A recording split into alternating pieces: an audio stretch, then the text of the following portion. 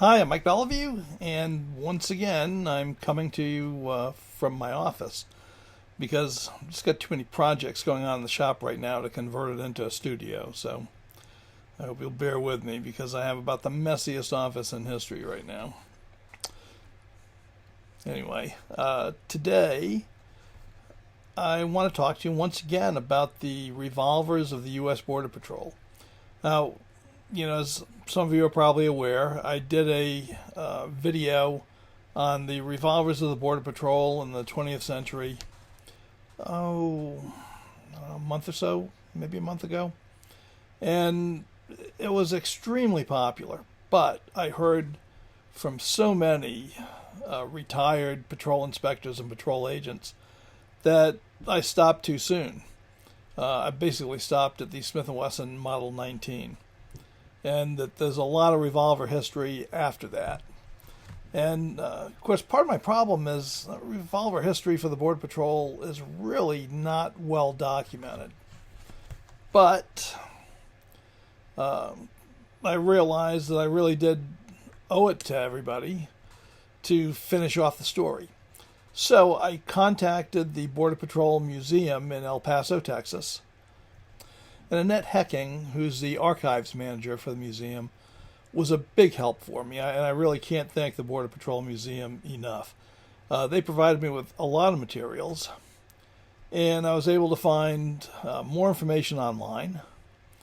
And all of you who commented on the first video, and there were many hundreds of comments, the former inspectors and former agents who commented about the guns they had when they were issued, that was a big help to me.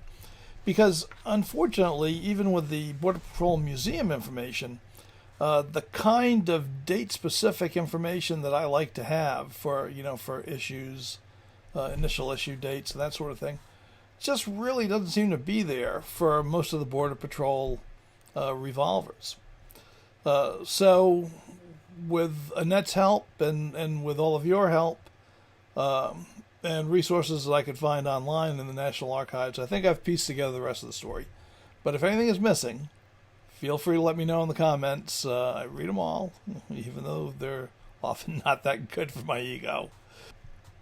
Without further ado, let's get into the story of the Border Patrol revolvers from 1960 until 1995, when they were completely replaced by semi-automatic pistols.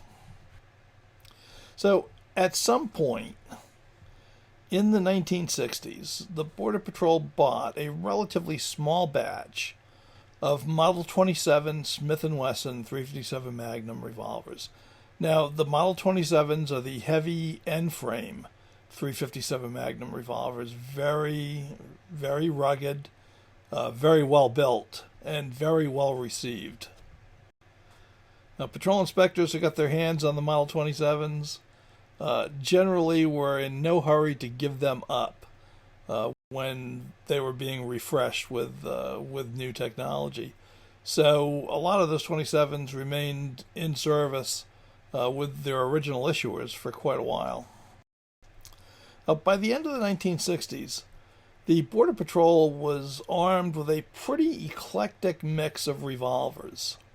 In 1969, there were about 1,500 Border Patrol inspectors operating in the service.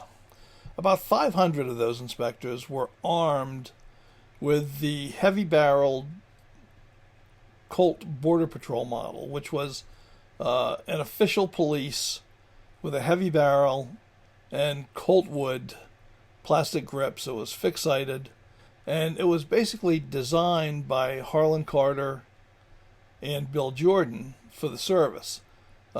Colt made about 500 of these for the Border Patrol, and they never cataloged them as a for sale to the public item. So as I said before, they're fairly pricey on the collector's market if you can find one. So about 500 of the inspectors were armed with those. Another 500 or so inspectors were armed with the replacement for that gun, which was Smith & Wesson's Model 19 357 Magnum. This was a K-frame 357 Magnum that was basically championed by the Border Patrol's Bill Jordan as being a Goldilocks gun. Easier to carry around, faster to handle than the Model 27 end-frame gun, but still able to shoot the powerful 357 Magnum cartridge. And this gun was immensely popular, and in fact it remains popular in the Smith & Wesson lineup to this day. And the final 500 or so inspectors were armed with Smith & Wesson Model 10s, 4-inch heavy-barreled military and police revolver in .38 Special. In 1970, Colt's Trooper Mark III Border Patrol model began to be issued to patrol inspectors. The Trooper Mark III was Colt's attempt to modernize its revolver line to better compete with Smith & Wesson. In the late 1960s, Colt began to become concerned with its declining market share vis-a-vis Smith & Wesson. And Colt felt that there were two issues behind that decline. The first was their higher price, and that was driven by the cost of manufacturing their I and E-frame guns. They required a lot of hand fitting, and that was expensive. And this was at a time where the skilled labor who was doing that job was really retiring in droves. And it was difficult to replace them. It took a long time to train up the replacements, and the quality suffered a bit during that period. The second issue that they thought they were facing, and then probably were, was just the visual appeal of their guns. Except for the Python and the Diamondback, and, really, except for those two guns, the Colt guns had the same look that they had had since the very early 1900s. They had exposed ejectors, and just in general, they were looking pretty dated vis-a-vis the sleeker silhouettes of the Smith & Wesson revolvers. And they felt that they needed a makeover to work on that. So their antidote for this was a completely new line of revolvers called the Mark III, the Trooper Mark III, to be specific. And this was redesigned from the ground up. About the only thing it shared with any of the other revolvers is the grip shape was basically copied from their Python's target grip. But other than that, it looked like they were trying to clone the Smith & Wesson Model 19. It had a half-lugged, shrouded ejector rod, just like the Model 19. It made use of a lot of cast and sintered metal parts to keep the costs down. And, by and large, it suffered in comparison with Colt's older guns in terms of the smoothness of the action.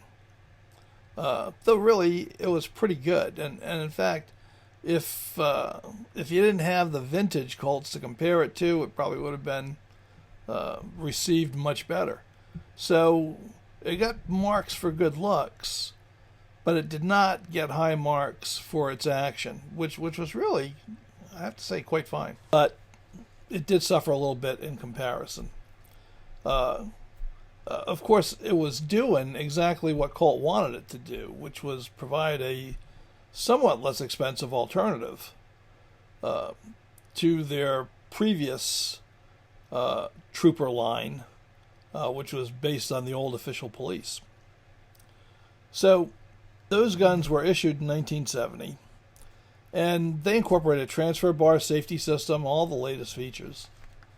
And they were very well received by the Border Patrol. Now, the Border Patrol was a Trooper Mark III variant that used a a less high gloss polish and blue job than the strictly commercial, shall we say, Trooper Mark IIIs.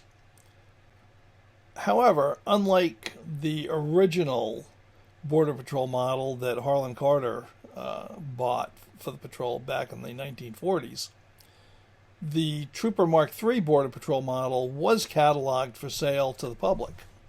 So the Border Patrol got them, and the public could buy them as well.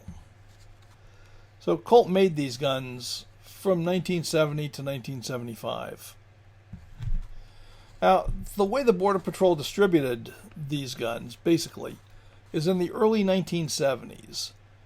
Journeyman patrol inspectors, in other words, those who were already through the academy and been working in the field, they were being re-equipped with either the Colt Border Patrol Trooper Mark III or with newly acquired Smith & Wesson Model 19s. So the old Border Patrol model official polices and the Model 10s and older Model 19s were being phased out of the hands of the experienced agents out in the field in favor of new guns. So where did the old guns that those field inspectors had, where'd they go?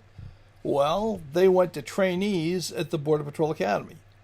So those guys were still being issued 1940s vintage Border Patrol, basically trooper, fixed-sighted 38 specials, and Smith & Wesson Model 10s, also in 38 special.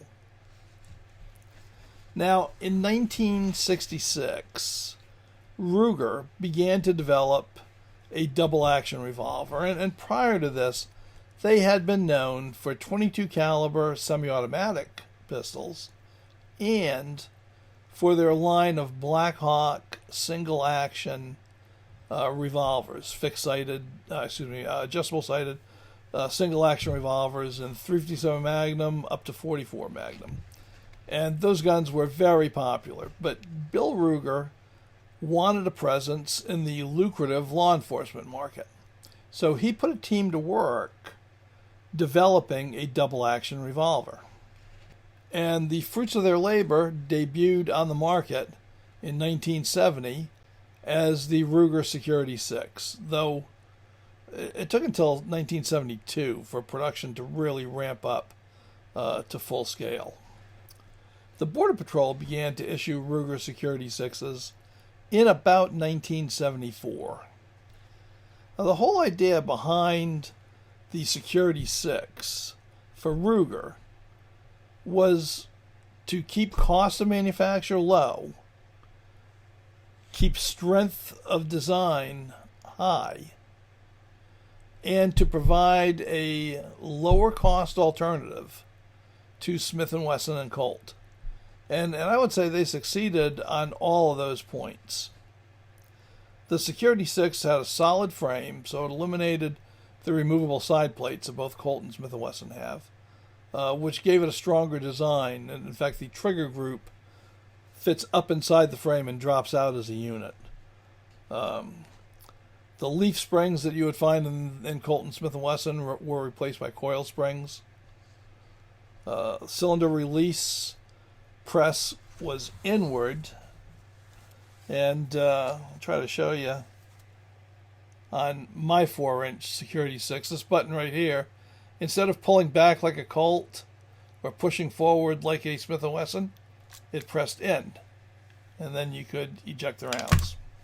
So these are loaded with with dummy snap caps so that I can. But at any rate, so it featured, as you can see, a half-lugged barrel with a shrouded ejector rod. Very nice. This one has Harrod shooting star grips on it. But these began to be issued in 1974, and they were very popular, and for good reason. I mean, I have Ruger Security 6s in all 3 barrel lengths, and these are revolvers I just love. I got my first one in 1972, and it was the first .357 Magnum double action revolver that I ever owned, and I have loved them ever since. So these were a big success with the inspectors in the field.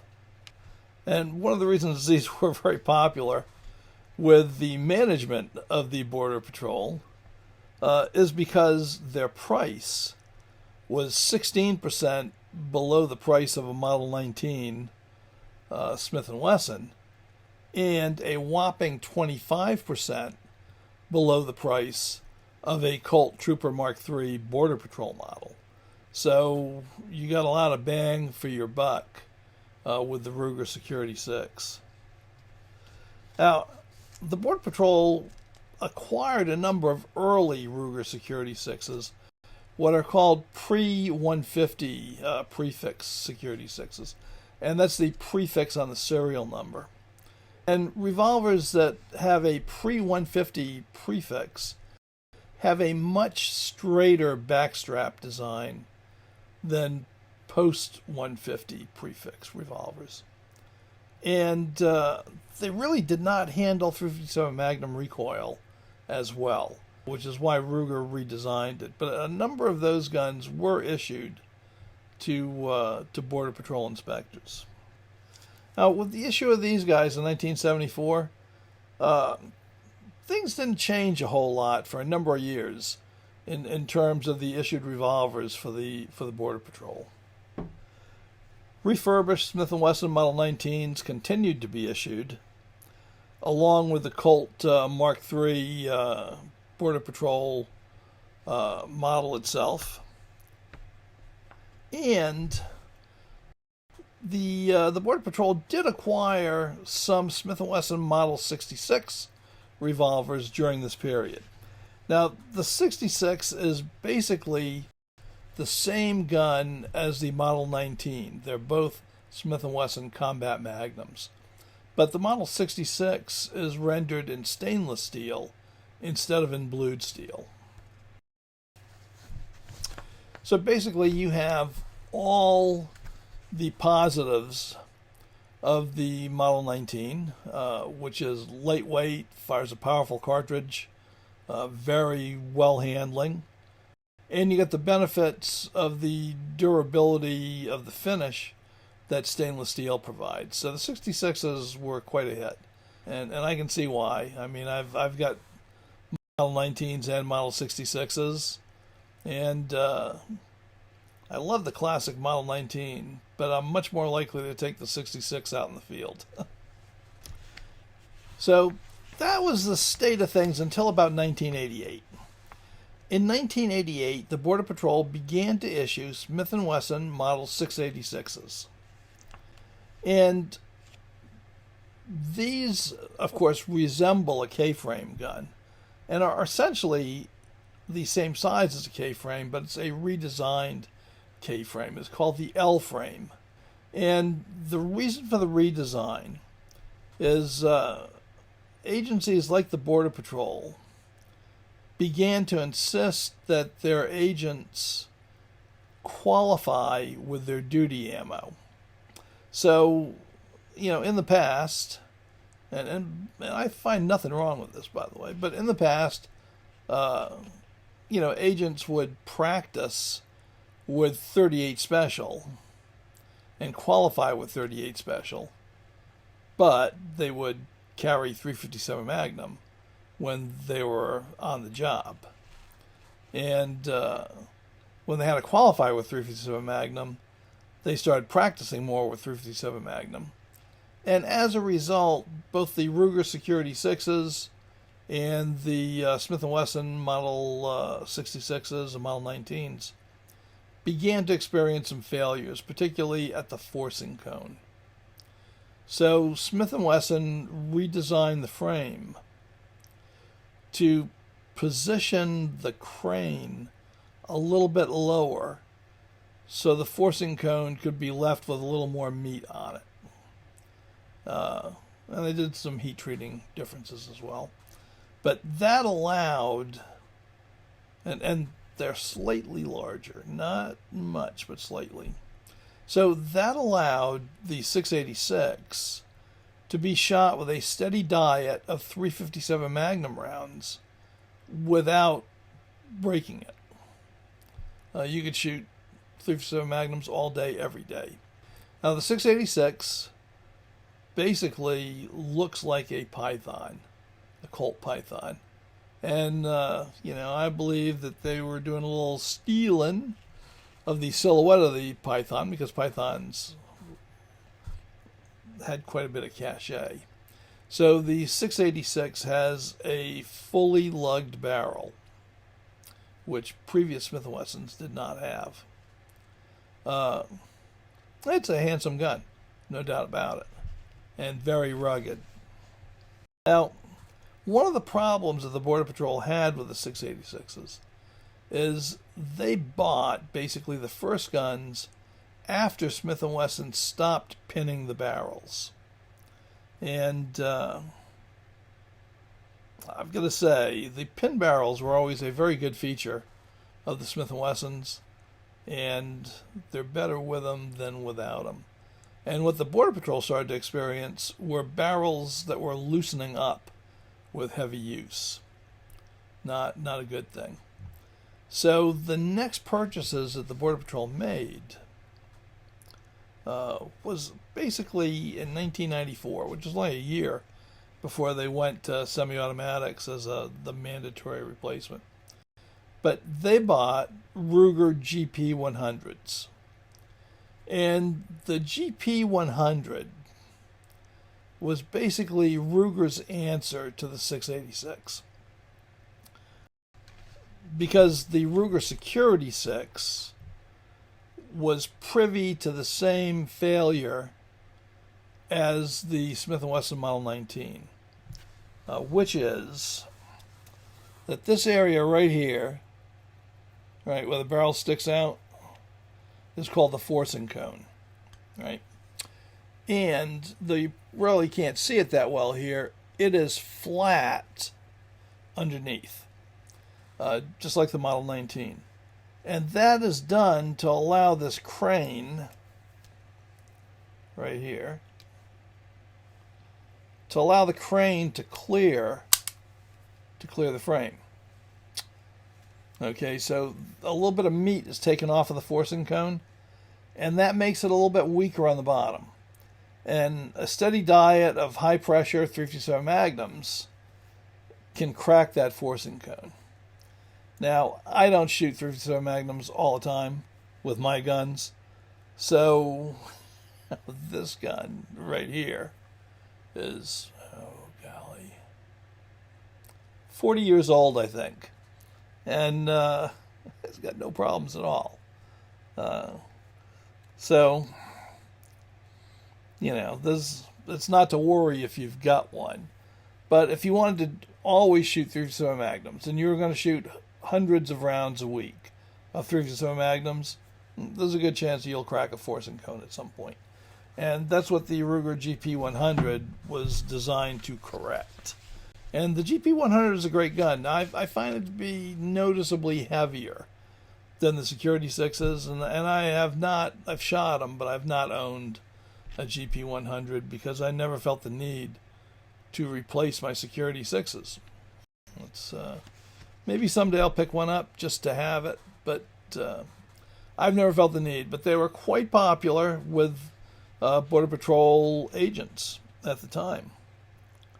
The other change that they made to the GP100 is the locking mechanism. So on this gun, it locks the cylinder in place in two places. It locks it right back here on this pin, and there's a pin up in here that engages the end of the ejector rod. On the GP100, there's another locking device right here in the yoke. And that makes it like the original Smith & Wesson New Century Triple Lock 44s, that there are 3 locking points. So it's an incredibly strong action. And believe me, I got nothing against the GP100s. If somebody gave me one, I would be overjoyed to have it. I just never felt the need to go out and buy one. But they are very good guns, and I've got friends that use them in competition. Um, and, they were very popular with the Border Patrol agents, but unfortunately they came in right at the end of the era because in 1995, all the revolvers were replaced by Beretta 92s. And that marked the end of the era. The revolver era in the Border Patrol was over at that point. So that is the final story of the revolvers used by the Border Patrol in the 20th century. I hope you enjoyed it. If you did, you know what to do, right? Thumbs up. Give it a like. Feel free to make a comment. If I missed anything, let me know, because it's entirely possible. And I love hearing from all of you. Like I said, I read all the comments, even though some of them stroke my ego and some of them make me feel pretty stupid. But I love to read them. So feel free. It helps the algorithm for you to interact with the channel. And if you like this, pass it on to a friend. Right? So until next time, bye.